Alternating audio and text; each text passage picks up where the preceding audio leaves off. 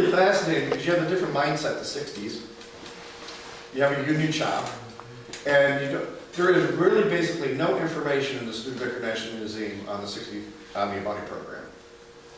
You know, Studebaker stayed in business till 1966, so all of those records generally, blueprint drawings and those kind of things, deviation reports, some stuff I've come across, I volunteer there, but most of that left South Bend, it's not there.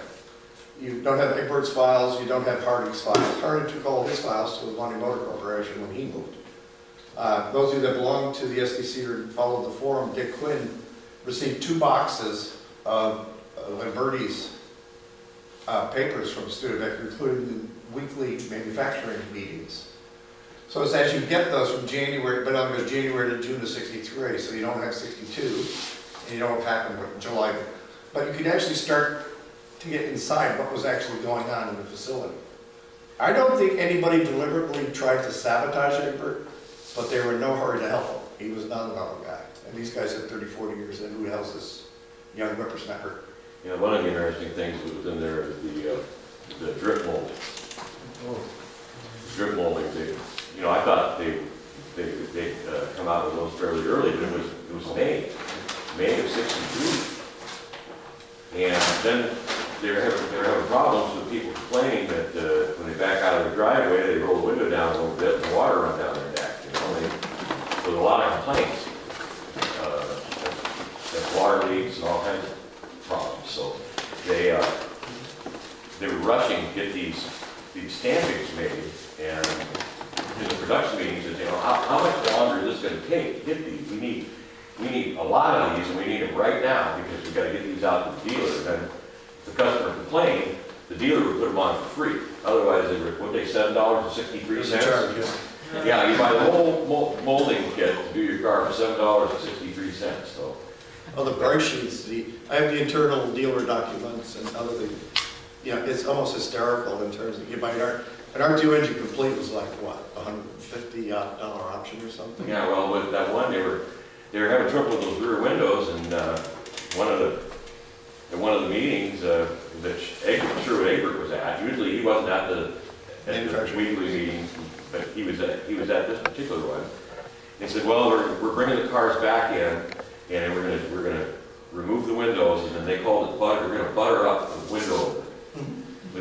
Well, how much does buttering cost? He asked, and he said, well, you know, we got 3 workers on it for like 8 hours, and then they can get one buttered up, and then we can have it ready to go for repaint.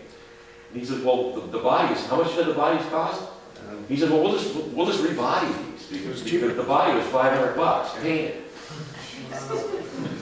You know. But there's a lot of that. 31 cars, and I've never been able to identify that 31 were actually bought back from the dealers or the public, refinished at the factory and resold.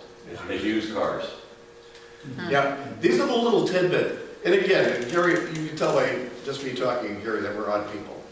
I think God creates odd people to keep track of stuff generally most people don't care about. OCD. OCD, or OCD, Avanti yeah. But it's just fascinating, the processes and what was going on. Like Gary's saying, you get the CEO of the company dropping by and saying, well, why the hell would we spend $400 to rebutter a car when you can rebody it at $5? Yeah, you got to butter it up so it's ready to go to the paint shop, and you still have to put it back together. And you think about MFG, when they were building these bodies, they had not shipped fully assembled bodies. So what happened to the first 10, 20, 30 cars? They got scratched. Just take the bodies to the dump. That's what Egbert said. Yeah, the ones that. Yeah. But the new cars, when they were scratched or whatever, Studebaker did not fix them. They shipped them back. They rejected them at rejection sheets, about 20 cars, as not acceptable. And they get into, for lack of a better phrase, a pissing contest as to what level MFG was supposed to be providing these bodies to Studebaker at. Gary mentioned the 61, there was also a 62 Corvette, which, I know it was a 61. That car was white, polo white. There's a pictures floating around of Lowy in the front with the Avanti, and you look at the background in engineering, there's the Corvette. That was the standard that MFG said they agreed to build the car to in paint. Well, that was not acceptable to Studebaker, because I guess in the early years of the Corvette, 60, 61, 62, the paint quality was not that great, the bodies were not that great. So there were all these little mini conflicts going on, and when you can't get cars out the door, you're shipping bodies back. I mean, it's one step above controlled chaos. When they were doing these cars, and in smaller pieces, were these laid up in a single mold, or were they shot fiberglass? Al showed one of the slides, and if you buy the second book, you'll see basically the body process assembly. But there was 110 pieces.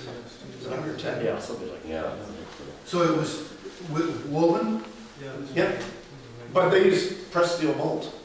Yeah, they're. Double mold, I mean, they would get a finished surface on both sides? Yeah. Yeah, but they would still have to trim it out and whatever. And then would that be cured just by heat, or would they put them in autoclaves? It was, mainly, they would kick the resin off. I mean, it was precisely measured, Yeah?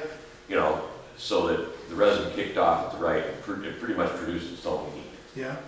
And heated up the metal, and of course the metal would heat evenly, and they could pop parts out pretty fast. I'm sure it was warm in that room too. And plus, again, pushing the second book, you'll see is that the bodies before they went to paint, went through a heat drying process, heat lamps on both sides, curing it further. I mean, that was part of the discussion in terms of, when we were in Villarica, Georgia, the guy, our mold guy came in, he says, I gotta buy about 100 those little cups. Yeah, solo cups. Yeah. Yeah, but they're a little bit bigger. Yeah, a little bigger, yeah. And I said, what do you need those for? He said, well, I'm used to working in fiberglass in Indiana. He says, it's not setting up the same way in Georgia. The heat and humidity are different. So he did 100 tests of mixing resin and stuff to get the right combination he felt would work at our plant. And I'd never even thought about it. We were, even in Georgia, we were hand laying those panels. Those were not chopper gunned. Later, the 5, 6, and 7s were chopper gunned. Yeah. Well, as much as you'd like to press the craftsmanship, it's very expensive to hand lay panels. Chopper gun. That's a messy process. Well, injection molding is expensive too, because what they do, they've got the two-piece mold, and they lay the fiberglass goes in first, and then they inject the resin in, and under pressure.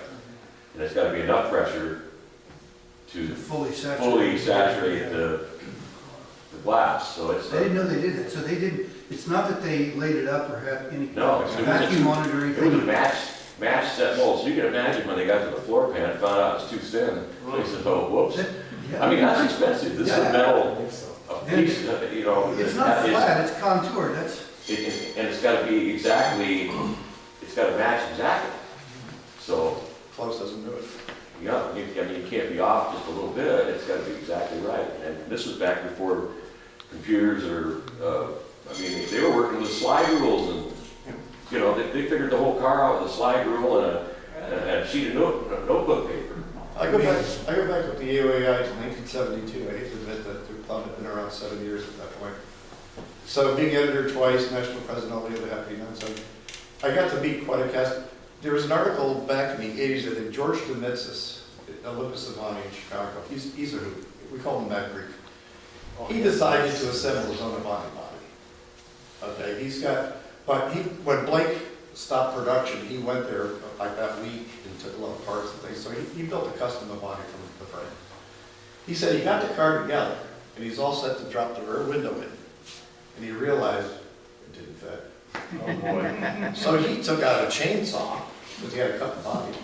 His neighbors called the cops. They thought this guy had been working on this car for 6 months, and now he's going at it with a chainsaw. He's completely lost his mind. interesting. Oh, there are tons. I mean, I was fortunate, I met and talked to Tom Kellogg quite a bit. Bob Andrews, I only met once. It's funny, he said, let's go to the bar. So I ordered him a drink. He says, I'm a recovering alcoholic. So he had ginger ale, and we talked for hours. John Epstein, Cindy and I actually stayed at his home in Florida, 93. 93 worked on many levels in terms of the right people were in the right place at the right time. It was just meant to happen. And Otis Romine, who I talked about being a liaison between Studebaker and MFG, he checked himself out of the hospital to go to the seminar. You can see him in the videos. talking, sweating profusely with a hospital wristband on because he wanted to participate. It was just a great time, and only with people like Gary, and I know Al's got an extensive collection, it's very, very difficult to, you get a smidget here, a smidget there, and sometimes you can put the two pieces together, but sometimes they don't quite fit or whatever. That's why I want to concentrate on the earliest cars to get something done on that. Why, I don't know, I apologize. but Richard Quinn, Yeah? who's he and where did he come from? And what, I mean, Dick Quinn's he's been a Studebaker historian forever and ever. He did, from the time he was about 8 years old, I think his father took him to every Studebaker dealer in the area. At the end of each model season, he would take whatever they had. He has a 3-story house. I understand to walk through his rooms, you have to do this kind of thing. Because it's all file cabinets and stuff. He has a lot of information, this being one of them. I don't know if you know this is available. Yep. This is the purchase order, not the bill sheet. This tells you who the first owner of the car was. Is that the IBM punch card? Yeah. Yeah, the museum has So- one. So John has it or Richard has it? Richard. He has them all the way to where if it goes from one dealer to the next dealer to the next dealer, and then it's sold, So he has the whole thing. I got those from him. this car was purchased by Jack Arnold and he owned the Shipping trailer. invoice for more of my car. In Newburgh, New York. Factory. He traded in a 1964 Oldsmobile. Oh, There are not too many cars you can get this level of documentation. Where did he get those? Is that for all of Avantis? Or 63, Studebaker. Yeah, just the Studebaker. I have the build sheets Richard from Quinn. Avanti 2, the first car, through Newman Altman, through most of Blake. I also have all the Youngstown build sheets from 87, 88 to 91 through the last convertibles. And I have copies of the production records of the Villrock operation that ended up in King Food. Now, a lot of this stuff, it's funny, you get to know people, people get to trust you, whatever. I used to be friends with the person at the Youngstown operation that used to come to the East Coast to do the servicing on the cars. They would send him out to fix things. He got to the point where we gave him a key to the house, and I had his favorite period refrigerator because I never knew he was coming through. He came through one day with 21 boxes, banker boxes. And I said, what's this? He said, this is the stuff they're going to throw out next week. I thought you might want to look through it. Well, you shouldn't have invested in Office Depot at that point because I think I moved 3 of their copiers. I just copied everything. Yes. Well, no, Oh, discretion.